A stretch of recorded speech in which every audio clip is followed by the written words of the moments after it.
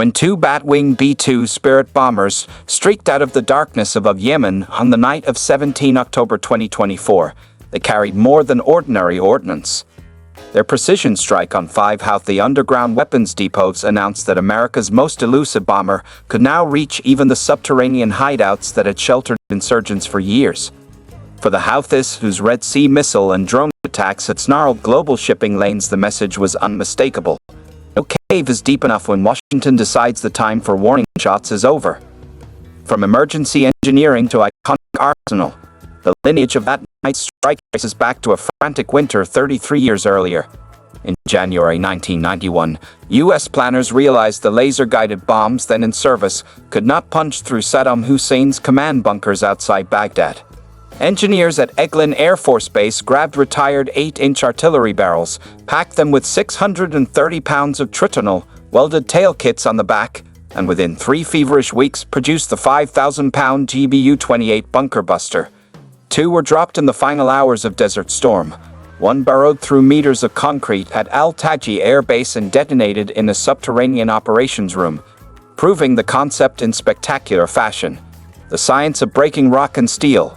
Bunker busters succeed because most of their weight is not explosive at all. A dense, hardened steel or depleted uranium body does the burrowing. A comparatively small explosive charge provides the finishing blow.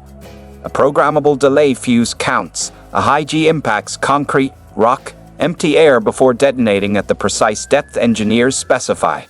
That combination of mass, velocity, and smarts turned the GBU-28 into a terror for fixed fortifications, but adversaries simply dug deeper, learning from Yugoslav and Iranian tunnel complexes to hollow entire mountains into clandestine depots. The quest for a bigger hammer. By the early 2000s, it was clear 5,000-pound bombs were no longer enough. The Air Force, the Defense Threat Reduction Agency, Northrop Grumman, Boeing, and Lockheed Martin revived an ambitious idea shelved for lack of funds. A 30,000-pound massive ordnance penetrator, officially the GBU-57, 20 feet long and able on paper to chew through 60 meters of reinforced rock. The massive ordnance penetrator would give commanders a non-nuclear option against targets like Iran's Fordo and Richmond Hall. Only the B-2 had the cavernous bomb bays, structure, and power to hold 2 such giants. A 2007 refit contract carved space for the pair. Why the B-2 matters as much as the bomb. The Spirit's flying wing silhouette is not merely a radar-dodging parlor trick. Its vast internal volume lets crews cart heavy weapons 6,000 nautical miles without refueling. Its serrated engine inlets and composite skin muffle infrared and acoustic signatures, and its computerized flight controls keep the mantis-shaped airframe rock steady while releasing bombs the weight of a school bus. In an age of anti-access area denial bubbles ringing Beijing, Tehran, and Pyongyang, the B-2 remains the only aircraft that can slip past advanced surface-to-air missiles and still heave bunker busters the size of a pickup truck. The Red Sea crisis turns the key. Houthi rebels, flush with Iranian missiles and drones, began firing at commercial ships in October 2023 and never really stopped. Insurance rates soared. Cargo lines were routed around Africa. After months of defensive missile intercepts and limited retaliatory strikes, the Pentagon opted for a louder punctuation mark. Major General Pat Ryder told reporters the underground depots hit on 17 October 2024 housed weapons components used to strike civilian and naval vessels.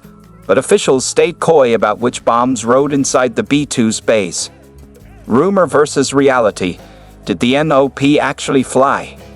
Within hours, television pundits breathlessly claimed America had finally unleashed the GBU-57 in combat. The story ricocheted around social media until 2 U.S. officials quietly told the war zone that no MOPs had been dropped. The stealth bombers, they said, carried a mix of smaller precision munitions better suited to multiple aim points and far less scarce than the handful of finished MOPs the Air Force keeps in reserve. Why commanders husband their biggest bunker busters?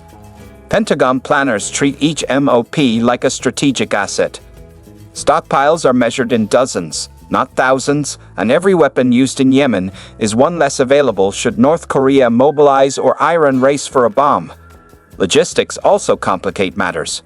Diego Garcia's remote atoll runway can host 6 B-2s, but loading a 14-ton penetrator demands specialized weapons hoists and practice crews. Against the Houthis, whose tunnels are often carved from soft volcanic rock rather than granite, cheaper 5,000 or newly developed 5,000-pound GBU-72s usually suffice. Echoes in Tehran's mountains. Even unused, the MOP shapes strategy. Every time a B-2 deploys to the Indian Ocean, Iranian analysts must assume the world's heaviest conventional bomb is aboard. Financial Times defense writers recently calculated that a single MOP could shatter much of Natanz's underground Cascade hulls, but might require follow-up strikes or multiple hits on the same aim point to neutralize Fordow, buried beneath up to 80 meters of bedrock. The allies who want a piece of the action, Israel purchased 100 GBU-28s in 2005 and has lobbied Washington for MOP access ever since. Yet transferring the weapon is trickier than selling fighter jets. Only a B-2, or perhaps, one day, a B-21, can carry the bomb, and those aircraft are never exported. Defense thinkers in Tel Aviv have floated exotic workarounds airdropping MOPs from converted C-130 transports or, more plausibly, requesting U.S. crews to fly the strike themselves if diplomacy fails. Riyadh, locked in its own proxy war with the Houthis, watches these deliberations with interest but also with caution, knowing that a single errant drop can send oil prices spiraling. The limits of penetration power. Physics, unfortunately, remains stubborn.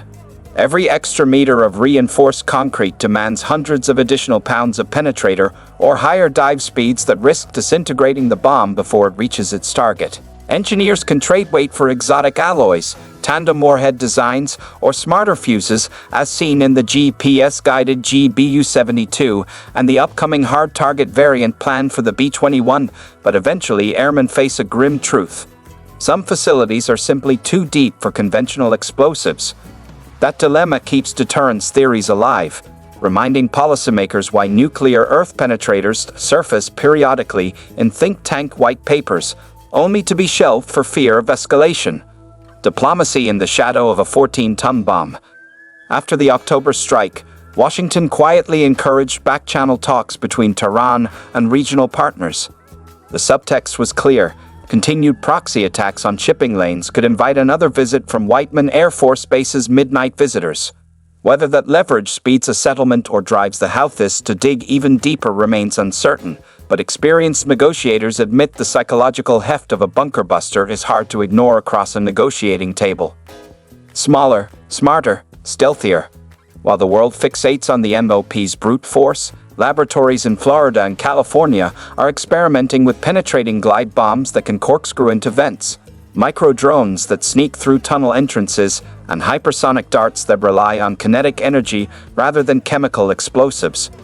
The B-21 Raider, expected to reach operational status later this decade, will likely carry a family of such weapons, extending the reach of American air power without always resorting to 30,000-pound sledgehammers. A balance of shock and subtlety. The Yemeni strike did not end the Houthis missile attacks overnight, but it shifted the calculus. Targets once considered safe now require fresh camouflage, deeper shafts, or diplomatic compromises. The episode also underscored a broader reality of modern conflict. Technology can open any door, but strategy decides whether to kick it in or knock first.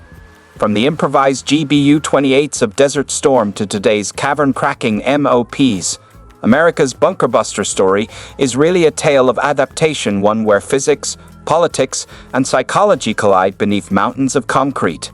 As long as adversaries think vertically, digging ever farther down, engineers in places like Eglin and Whiteman will keep asking how to fall on them from above, and commanders will keep weighing whether the target is worth a 14-ton answer.